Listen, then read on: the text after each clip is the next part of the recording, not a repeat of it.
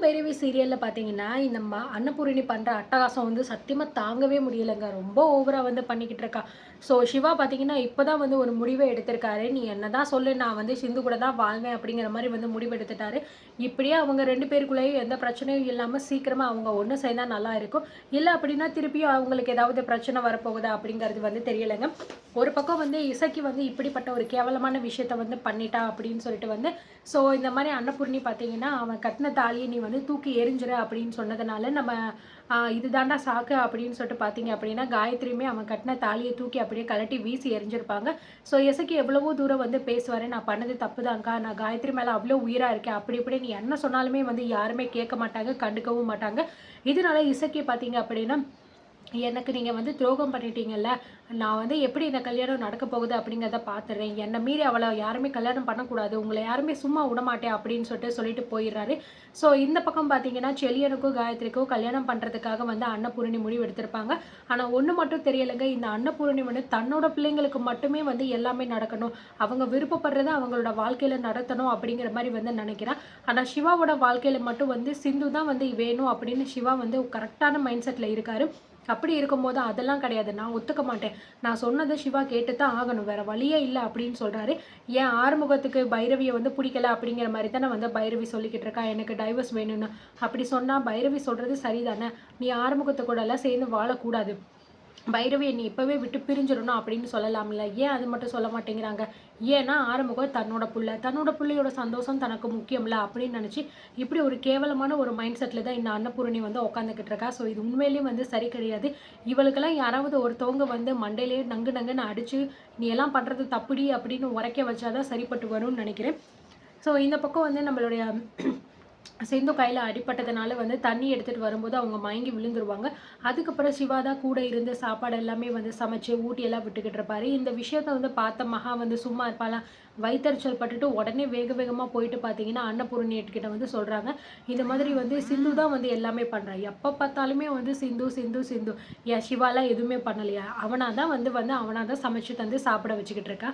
ஆனா இவ என்னடான்னா, இந்த சிந்து பார்த்தீங்களாக்கா என்ன பண்றா? அப்படின்னு சொல்லிட்டு சொன்ன உடனே அப்படியா? வா போய் பார்க்கலாம் அப்படின்னு சொல்லிட்டு உடனே பார்த்தீங்கன்னா, அங்க போய் நின்னு வந்து, "சிவா என்ன பண்ணிக்கிட்டு இருக்க நீ?" அப்படிங்கிற மாரி வந்து கேட்குறாங்க. "வாங்க பெரியம்மா, அது ஒண்ணும் கிடையாது. சிந்து கையில இந்த மாரி அடிபட்டுருக்கு. அதனால தான் பெரியம்மா நான் வந்து அவளுக்கு சமைச்சு ஊட்டி விடுறேன். நீங்க என்னடா அப்படின்னா வந்து அவள வந்து வீட்டுக்குள்ள தண்ணி எடுக்கக்கூடாது அப்படின்னு சொல்லியிருக்கீங்க. அவ எவ்வளோ தூரம் போயிட்டு தூக்கிட்டு வரான்னு தெரியுமா உங்களுக்கு?" அப்படிங்கிற மாரி சொல்லும்போது, மகா வந்து சொல்றா, அவள அக்கா இந்த வீட்ட விட்டு தள்ளி வச்சிருக்காங்க. அப்போ எப்படி வீட்டுக்குள்ள இருக்கிறதெல்லாம் பொழங்க முடியும்? வெளியில தான் போய் பொழங்கணும் அப்படிங்கிற மாரி சொல்லும்போது, சிவா கரெக்ட்டான பாயிண்ட் சொல்றாரு. அப்படி பார்த்தா, பெரியம்மா உங்களையும் தானே வீட்ட விட்டு தள்ளி வச்சிருக்காங்க. நீங்க மட்டும் வீட்டுக்குள்ள எல்லாத்தையுமே வந்து பொழங்குறீங்க. எல்லா ஜாமான் சட்டையும் எடுத்துக்கிறீங்க. சிந்து மட்டும் ஏன் பண்ணக்கூடாதுன்னு சொல்றீங்க? அப்படிங்கிற மாரி சொல்லும்போது, உடனே பார்த்தீங்கன்னா, மகாவுக்கு அப்படியே தூக்கி வாரி போடுது. என்னடா இவன் நம்ம புள்ளையா இருந்துகிட்டு நமக்கு எதிரா இப்படிலாம் பேசிக்கிட்டு இருக்கான் அப்படிங்கிற மாரி வந்து நெனைக்கிறாங்க. வேற வழி இல்ல அன்னபூரணிக்கு அப்படிங்கிறதுனால வந்து சரி ஓகே டைவர்ஸ் கிடைக்கிற வரைக்கும் இவன் இங்கேயே இருந்துட்டு போட்டும். அதனால இங்கேயே வந்து எல்லாமே பண்ணிக்கட்டும் அப்படிங்கிற மாரி வந்து சொல்லிட்டு முடிச்சிடுறாங்க. இத கேட்டோனே மகாவுக்கு பார்த்தீங்க அப்படின்னா வயித்தெரிச்சலா இருக்கு. "அக்கா என்னக்கா சொல்லிக்கிட்டு இருக்கீங்க? அவன் தான் என்னமோ சொல்லிக்கிட்டு இருக்கான்னு, நீங்களும் அதுக்கு சரி அப்படின்னு சொல்லிக்கிட்டு இருக்கீங்களே" அப்படின்னு சொல்லும்போது, "இங்க பாரு மகா, அவன் என்ன வேணாலும் வந்து சொல்லிட்டு போட்டும். எல்லாருக்குமே ஒரு நியாயம் தான். உன்ன வீட்ட விட்டு ஒதுக்கி வச்சிருக்கேன் அப்படின்னா, நீ மட்டும் வீட்டுக்குள்ள எல்லாத்தையுமே வந்து பண்ணிக்கிட்டு இருக்க. அப்ப அவளும் பண்ணலாம்ல. அதனால அவன் இங்க இருக்கிற வரைக்கும் அதெல்லாம் பண்ணிட்டு போட்டும். அதுக்காக நான் இவள மன்னிச்சுட்டேன், ஏத்துக்கிட்டேன் அப்படிலாம் வந்து நினைக்க வேண்டாம். என்னைக்குமே நான் வந்து உன்ன என் புள்ள சிவா கூட சேர்ந்து வாழவே விடமாட்டேன்" அப்படின்னு வந்து பார்த்தீங்க அப்படின்னா வந்து நம்ம அன்னபூரணி வந்து சொல்றாங்க. ஆனா சிவா வந்து கரெக்ட்டா அந்த நேரத்துல சொல்றாரு, "நீங்க பாருங்க பெரியம்மா, நீங்க என்ன வேணாலும் வந்து நெனச்சுக்கோங்க. நான் வந்து என் மனசுல இருக்கிறத உங்ககிட்ட சொல்லிர்றேன்.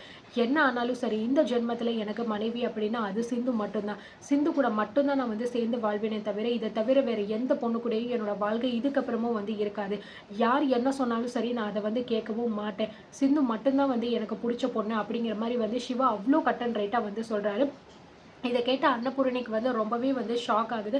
"பாத்தீங்களாக்கா, இந்த சிந்து வந்து நம்ம சிவாவ எப்படியெல்லாம் வந்து மாத்தி வச்சிருக்கா" அப்படின்னு சொல்லிட்டு சொல்லும்போது, "இங்க பாருங்கம்மா, எதுக்கு எடுத்தாலும் தேவையில்லாம நீங்க சிந்துவ குறை சொல்றதே மட்டும் மொத இது பண்ணிக்கிட்டு இருக்காதீங்க. நீங்க எப்படி இருக்கீங்க? நீங்க ஒழுங்கா அப்படிங்கிறத பாருங்க. அதுக்கப்புறம் நீங்க வந்து சிந்துவ வந்து குறை சொல்லலாம். என்ன பொறுத்தவரைக்கும் அவ வந்து எந்த தப்பும் பண்ணல. அவள நான் என் மனைவியா ஏத்துக்கிட்டு இருக்கேன். நீங்க வந்து எங்க 2 பேரையும் சேர்ந்து வாழுங்கன்னு சொல்ற வரைக்கும், நாங்க 2 பேருமே வந்து புருஷன் பொண்டாட்டியா தான் இருப்போம். புருஷன் பொண்டாட்டியா தான் வாழ்வோம். ஆனா ஒண்ணு மட்டும் தான் சேர மாட்டோம்." அப்படிங்கிற மாரி வந்து சிவா ரொம்ப ரொம்பவே கட் அண்ட் ரைட்டாக சொல்லிடுறாரு. இந்த விஷயம்லாம் கேட்டு நம்ம சிந்துவுக்கு பார்த்தீங்கன்னா பயங்கரமாக வந்து ஹாப்பி ஆகுது. சிவா வந்து நம்ம மேலே இவ்வளோ பாசம் வச்சிருக்காரு, இவ்வளோ அவர் மாறிட்டாரு அப்படின்னு நினச்சி ரொம்பவே வந்து ஃபீல் பண்ணுறாங்க. இத கேட்டுட்டு அன்னபூர்ணி பார்த்தீங்கன்னா, அப்படியே கோவத்தில வந்து கிளம்பி போயிடுறாங்க. மகாவுமே பின்னாடியே வந்து போயிடுறாங்க. ஸோ அவங்க போனதுக்கப்புறம் சிந்து வந்து ரொம்பவே ஃபீல் பண்ணி வந்து சிவாவ கட்டிப்பிடிச்சு வந்து அழுகுறாங்க. "ரொம்ப தேங்க்ஸ் டாக்டரே. என் மேல நீ வந்து இவ்ளோ தூரம் நம்பிக்கை வச்சு, என்ன அவ்ளோ தூரம் உனக்கு புடிச்சிருக்குன்னு சொல்லிட்டு எனக்கு இப்ப தான் வந்து தெரிஞ்சுச்சு. இதெல்லாம் வந்து கேட்கும்போதே எனக்கு அவ்ளோ சந்தோஷமா இருக்கு. இந்த நேரத்தில என் உயிர் போனா கூட எனக்கு அவ்ளோ சந்தோஷமா இருக்குன்னு" சொல்றாங்க. "ஹே சிந்து, எதுக்காக இப்படிலாம் பேசிக்கிட்டு இருக்க? நம்ம 2 பேரும் ஒண்ணா சேர்ந்து வாழ்வோம். நிச்சயமா நம்ம 2 பேரும் சேர தான் போறோம். அதனால நீ நம்பிக்கையா இரு" அப்படிங்கிற மாரி வந்து சொல்லிர்றாங்க. ஸோ அது மட்டும் கிடையாது. இதனால நம்மளோட சிந்து பார்த்தீங்கன்னா ரொம்ப ஹாப்பி ஆயிடுறாங்க. இந்த பக்கம் மகாவுக்கு வயித்தெரிச்சல் தாங்க முடியல. என்னடா சிவாவே வந்து இப்படிலாம் பேசிக்கிட்டு இருக்கானே! இதெல்லாம் சும்மா விடக்கூடாது. அந்த சிந்துவ ஏதாவது நம்ம பண்ணியே ஆகணும் அப்படிங்கிற மாரி வந்து பிளான் பண்றாங்க. என்ன புதுசா வந்து அவ பிளான் பண்ணி என்னத்த பண்ண போறா அப்படிங்கிறது தெரியல. ஸோ பொறுத்திருந்து பார்க்கலாம். அடுத்தடுத்து என்ன நடக்க போகுது அப்படிங்கிறத தெரிஞ்சுக்கிறதுக்கு நம்ம சேனல சப்ஸ்கிரைப் பண்ணிக்கோங்க.